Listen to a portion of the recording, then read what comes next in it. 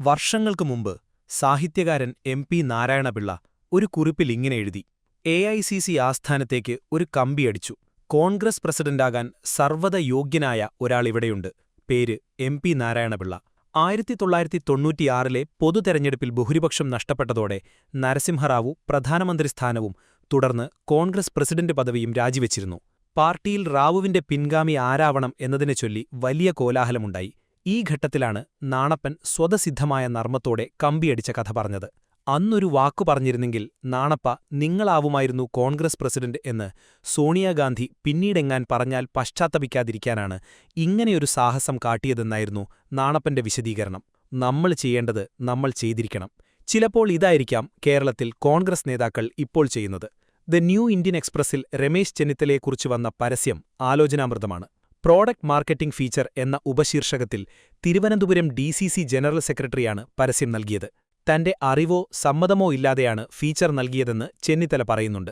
എന്തായാലും കേരളത്തിലെ രാഷ്ട്രീയ ചരിത്രത്തിൽ ഇത്തരമൊരു ഫീച്ചർ ഇതാദ്യമാണെന്ന് തോന്നുന്നു. ചെന്നിത്തല ആരാണെന്ന് മലയാളികളോട് പറയേണ്ട കാര്യമില്ല. അറിയേണ്ടത് കോൺഗ്രസ് ഹൈക്കമാൻഡാണ്. സോണിയാഗാന്ധി, രാഹുൽ ഗാന്ധി, പ്രിയങ്ക ഗാന്ധി എന്നിവരടങ്ങിയ ഈ ഹൈക്കമാൻഡിന് മലയാളം അറിയില്ല. അതുകൊണ്ടായിരിക്കാം ഇംഗ്ലീഷിൽ തന്നെയാവട്ടെ സാഹിത്യം എന്ന് പരസ്യം നൽകിയവർ തീരുമാനിച്ചത്.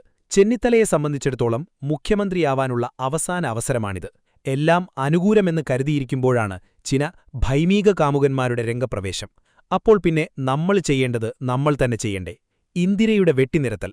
5 വർഷം മുമ്പ് ഒരു ദയയുമില്ലാതെയാണ് ചെന്നിത്തലയെ പ്രതിപക്ഷ നേതാവിന്റെ പദവിയിൽ നിന്ന് ഹൈക്കമാൻഡ് പുറത്താക്കിയത്. ഉമ്മൻചാണ്ടിയടക്കം പ്രമുഖരെല്ലാവരും അന്ന് ചെന്നിത്തലയ്ക്കൊപ്പമായിരുന്നു. പിണറായി സർക്കാരിനെ പുറത്താക്കാനായില്ലെങ്കിലും പ്രതിപക്ഷ നേതാവ് എന്ന നിലയിൽ ഉജ്ജ്വലമായ പ്രകടനമാണ് ചെന്നിത്തല നടത്തിയതെന്നും പിണറായി മുഖ്യമന്ത്രിയായി തുടരുന്ന പോലെ പ്രതിപക്ഷ നേതാവായി ചെന്നിത്തല തുടരണമെന്നുമായിരുന്നു പൊതുവെ കേരളത്തിലെ കോൺഗ്രസ് വികാരം. പക്ഷേ ഹൈക്കമാൻഡ് VD സതീശന്റെ ഒപ്പമായിരുന്നു. ഹൈക്കമാൻഡിന്റെ ഇംഗിതമറിഞ്ഞതോടെ കോൺഗ്രസ് MLA മാർ രാഖി രാമാനം ചെന്നിത്തലയുടെ ക്യാമ്പിൽ നിന്നും ഇറങ്ങിപ്പോയി.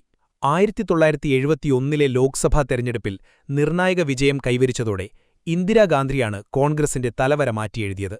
ഇന്ദിരയേക്കാൾ വലിയ നേതാവായിരുന്നെങ്കിലും ഉന്നതമായ ജനാധിപത്യബോധമായിരുന്നു നെഹ്റുവിനെ എന്നും നയിച്ചിരുന്നത്. സ്വാതന്ത്ര്യം കിട്ടി 3 കൊല്ലത്തിനുള്ളിൽ സർദാർ പട്ടേൽ മരിച്ചപ്പോൾ കോൺഗ്രസിലും ഭരണകൂടത്തിലും ഏകാധിപത്യത്തിന്റെ വഴികൾ തെളിഞ്ഞതായിരുന്നു. പക്ഷേ നമുക്ക് സീസർമാർ വേണ്ട എന്ന പ്രമാണത്തിൽ ഉറച്ചുനിന്ന നെഹ്റു ഉൾപാർട്ടി ജനാധിപത്യം ഒരിക്കലും നിസ്സാരമായി കണ്ടില്ല. എന്നാൽ അരക്ഷിതത്വത്തിന്റെ അടരുകൾക്കുള്ളിൽ ജീവിച്ച ഇന്ദിരാഗാന്ധി സ്വന്തം കുടുംബത്തെ പാർട്ടിയുടെ മേൽ പ്രതിഷ്ഠിച്ചു. ഈ ഹൈക്കമാൻഡ് പിന്നീടിങ്ങോട്ട് കോൺഗ്രസിന്റെ ആത്മാവും പരമാത്മാവുമായി. കാമരാജ്, നിജലിംഗപ്പ, അതുല്യ ഘോഷ്, SK പാട്ടീൽ, നീലം സഞ്ജീവ റെഡ്ഡി എന്നീ വമ്പന്മാരെ വെട്ടിനിരത്തിയാണ് ഇന്ദിര പാർട്ടിയെ കൈപ്പിടിയിലാക്കിയത്. ഒരു സ്ഥാനത്തും ഹൈക്കമാൻഡിനേക്കാൾ വലിയ നേതാവ് വളർന്നുവരാൻ ഇന്ദിര പിന്നീട് അനുവദിച്ചിട്ടില്ല. റാവുവിന് സംഭവിച്ചത് 1991-ൽ ഇന്ത്യയുടെ പ്രധാനമന്ത്രിയായ നരസിംഹറാവു നെഹ്റു കുടുംബത്തിൽ നിന്ന് വഴിമാറി നടന്നു.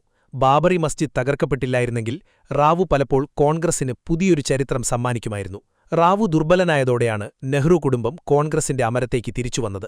റാവുവിന്റെ മൃതദേഹം കോൺഗ്രസ് ആസ്ഥാനത്ത് പൊതുദർശനത്തിന് വെക്കുന്നതിനുപോലും അനുമതി നിഷേധിക്കപ്പെട്ടു. ഇടക്കാലത്ത് കോൺഗ്രസിൽ പ്രാദേശികതലത്തിൽ വളർന്നുവന്ന ഒരു നേതാവായിരുന്നു ആന്ധ്രയിലെ YS രാജശേഖർ.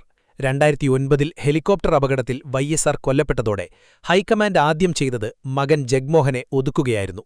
ആ കളിയിലാണ് ആന്ധ്ര കോൺഗ്രസിന്റെ കയ്യിൽ നിന്ന് പോയത്. ഇന്ദിരയുടെ സ്കൂളിലായിരുന്നു സോണിയാഗാന്ധിയുടെ രാഷ്ട്രീയ വിദ്യാഭ്യാസം. ഹൈക്കമാൻഡിനെതിരെ കലാപമുണ്ടാക്കിയ G23-ലെ അംഗങ്ങളുടെ അവസ്ഥ ഒന്ന് നോക്കിയാൽ ഇത് മനസ്സിലാവും.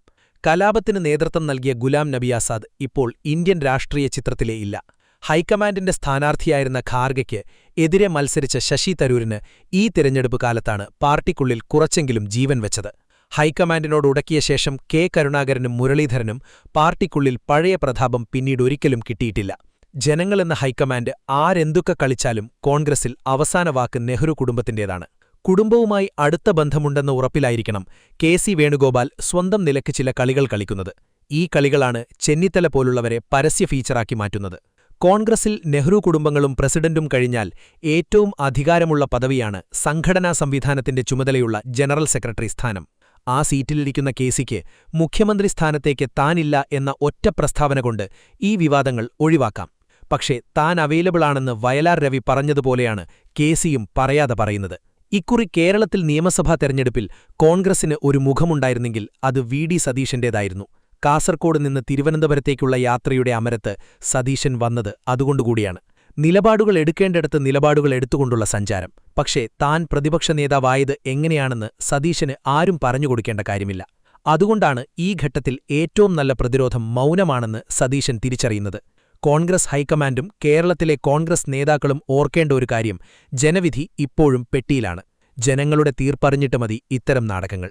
ജനാധിപത്യത്തിൽ എല്ലാ ഹൈക്കമാൻഡും ജനങ്ങൾക്ക് താഴെയാണ്. അവരെ കൊഞ്ഞനം കുത്തുന്ന കലാപരിപാടികളിൽ ഏർപ്പെടുന്നവർ ജനാധിപത്യത്തെ തന്നെയാണ് പരിഹസിക്കുന്നത്.